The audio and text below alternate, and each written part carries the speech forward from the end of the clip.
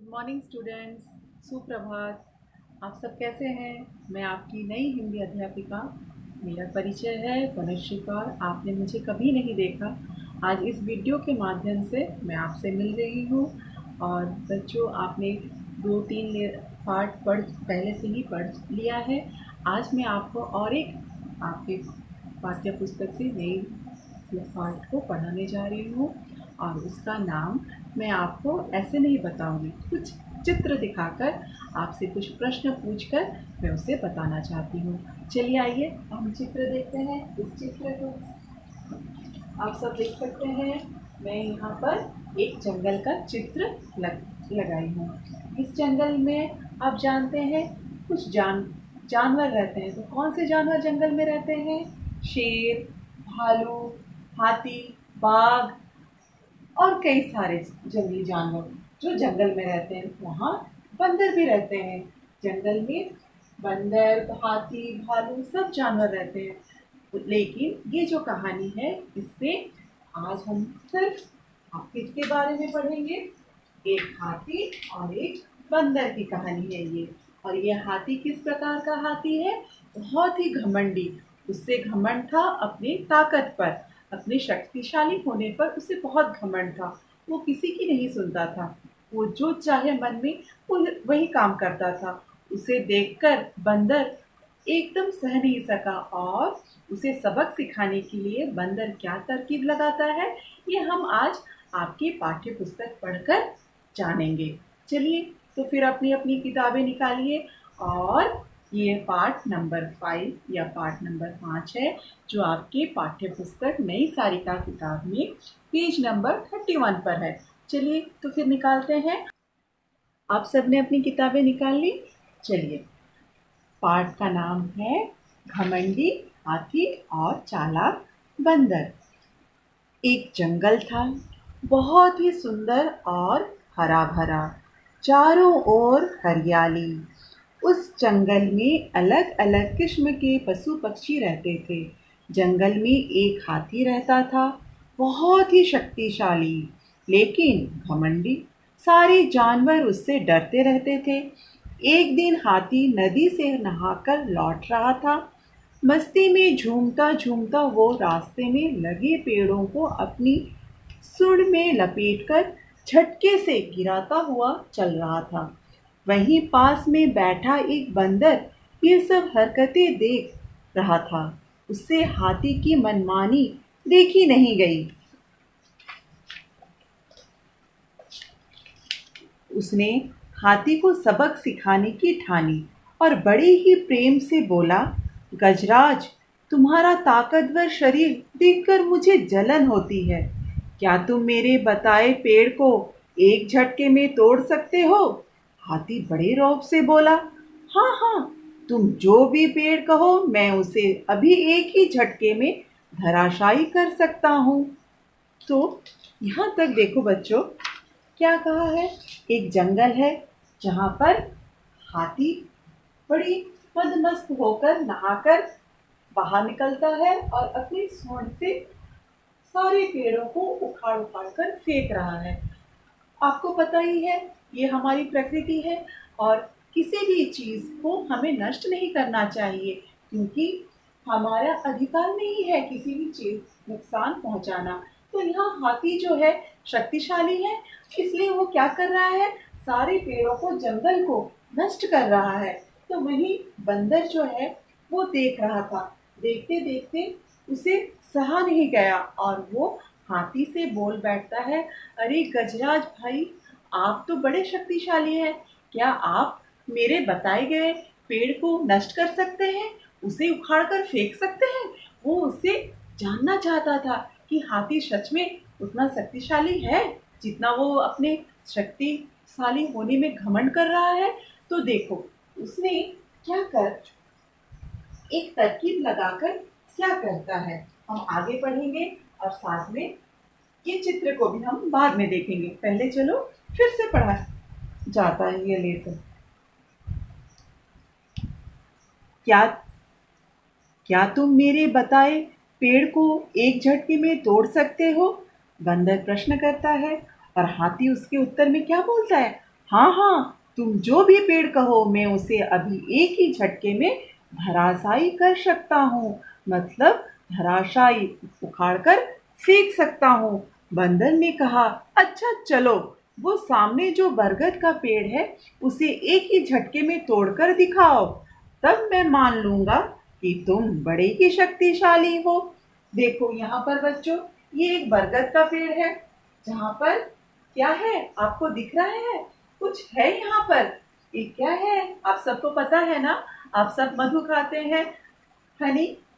और ये मधुमक्खी का छत्ता है। और देखो बंदर निशाना किस पर साधे हुए है? उस बड़े से एक वृक्ष पर, बड़े से पेड़ पर, जहाँ पर क्या है? देखो बंदर कितनी चालाकी से हाथी को किस और ढकेल रहा है। हाथी तो पहले ही घमंड में झूम रहा था। उसने जोर से झटका दिया। पेड़ मजबूत और पुराना था, नहीं टूटा। हाँ, बलशाली हाथी की सूंड का झटका लगने पर वो हिल सा गया और उसकी शाखाओं में बने मधुमक्खी के छत्ते को नुकसान पहुंचा और वो टूटकर हाथी की पीठ पर गिरा। सारी मधुमक्खियां हाथी के चारों ओर लिपट गईं और आक्रमण करने लगीं। इस भयंकर आक्रमण से हाथी घबरा गया और दर्द से बिलबिलाता व चिंघाड़ता हुआ भाग खड़ा हुआ। उस दिन के बाद हाथी ने कभी किसी पेड़ को नहीं गिराया। तो बच्चों, देखा ना आपने किस तरह से हाथी एक शक्तिशाली जानवर है, लेकिन बंदर अपनी चालाकी और बुद्धि के बल पर उसे एक अच्छी सबक सिखाता है और उसे क्या बोलता है, जाकर उस बरगद के पेड़ को हिलाओ जहाँ पर क्या है, मधुमक्खी का छत्ता है। और आपको पता ही है, अगर आप मधुमक्खी के छत्ते को अगर पत्थर से, कंकड़ से, कुछ भी करके अगर उसे हानि पहुंचाएंगे तो वो आपको भी नहीं छोड़ेंगे, वो आपको भी काटेंगे, आपको भी दर्द महसूस होगा जिस तरह से हाथी को होता है। हाथी कितना विशाल है, वही मधुमक्खी इतना छोटा सा प्राणी, लेकिन उसी के काटने पर हाथी बिलबिला उठता है दर्द से, वो आह करता हुआ, और उसे सबक भी मिल जाता है और कभी वो किसी भी पेड़ को जंगल में नष्ट नहीं करता। तो ये था आपका पाठ, और आगे हम फिर से इसे हर पाठ के बाद आपको नया कुछ नए शब्द मिलते हैं और उस नए शब्द को हम फिर से दोहराएंगे और आप इसे अपने होमवर्क के तौर पर अपने नोटबुक पर लिखेंगे। मैं आपको बताऊंगी कौन कौन से हैं जो नए शब्द आपको इस पाठ से मिले। देखिए, पहला तो मैंने यहाँ पेंसिल से मार्क कर लिया है आपके लिए। पहला है हरियाली। हरियाली का अर्थ है, आप लोगों ने देखा भी चित्र में किस तरह से हरियाली मतलब हरा भरा, ठीक है। उसके बाद ये आप अपनी किताब में मेरी तरह मार्क कर लीजिए। हरियाली पहला हो गया। फिर आता है शक्तिशाली। शक्तिशाली मतलब ताकतवर। उसके बाद आता है मनमानी। ये तीसरा शब्द है। मनमानी मतलब अपना मनचाहा। आप लोग अभी घर में हैं, आप भी अपनी मनमानी कर रहे हैं ना, छुट्टी में स्कूल भी नहीं आना है, घर में हर मस्ती करते हैं, मम्मी को परेशान करते हैं। ठीक उसी तरह ये हाथी भी मदमस्त होकर अपनी मनमानी करता है। और चौथा शब्द है ताकतवर। ताकतवर का अर्थ भी है शक्तिशाली। उसके बाद है धराशायी। धराशायी, तो धराशायी करना मतलब उखाड़कर फेंक देना, उखाड़कर फेंक देना या नष्ट कर देना। मजबूत, पांचवा शब्द है मजबूत, बहुत सख्त। और पुराना, और एक शब्द है पुराना, बहुत दिनों वाला, पुराना। पुराना, नया आपको पता ही होगा, विलोम शब्द आपने पढ़ा भी होगा, जैसे न्यू ऑपोजिट ओल्ड, उसी तरह पुराना। आक्रमण, आक्रमण मतलब हमला। हमला, यहाँ पर हमला कौन किस पर करता है? मधुमक्खी हाथी पर मधुमक्खियां हाथी पर करते हैं। और एक है बिलबिला। बिलबिलाता मतलब दर्द से चित्कार करना, दर्द से चिल्लाना। चिंघाड़ता, इसका भी अर्थ है चिल्लाना। तो देखो बच्चों, यहाँ पर तुम्हारे पाठ्य पुस्तक में पेज नंबर 33 पर दिया हुआ है। जैसे इंग्लिश में मिलते हैं आपको वर्ड मीनिंग, ठीक उसी तरह हिंदी में भी शब्दार्थ है, जिसे आपको अपने कॉपी नोटबुक पर लिखना है। और पहले मैं आपको बता दूं किस तरह से आपको इसे अपने नोटबुक पर लिखना है।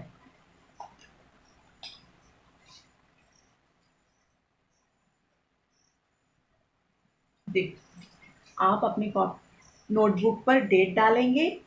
इसे इसे नहीं लिखना है, ये मैं आपको दिखाने के लिए लिखी हूँ।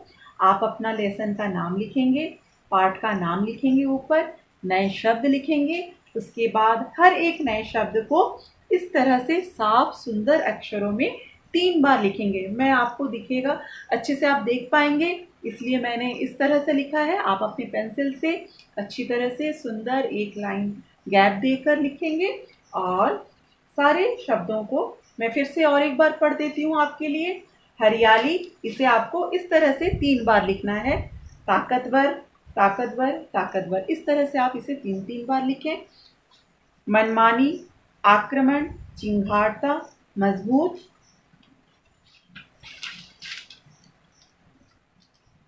शक्तिशाली, पुराना, धराशायी, बिलबिला।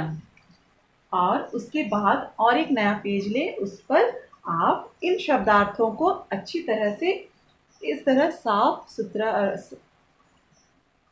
लिखेंगे। और सिर्फ एक बार ही लिखना है आपको।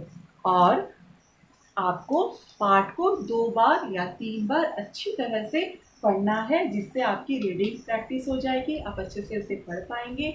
और जो नए शब्द है उन्हें आप बार बार दोहरा कर पढ़िएगा। और थोड़े जोर से उसे मुंह में, जिस तरह से मैंने आपको पढ़कर सुनाया, आप उस तरह से कोशिश कीजिए और अच्छे से पढ़िए। तो फिर हम मिलेंगे नेक्स्ट क्लास में। ठीक है बच्चों, अच्छे से रहो और स्वस्थ रहो। Thank you.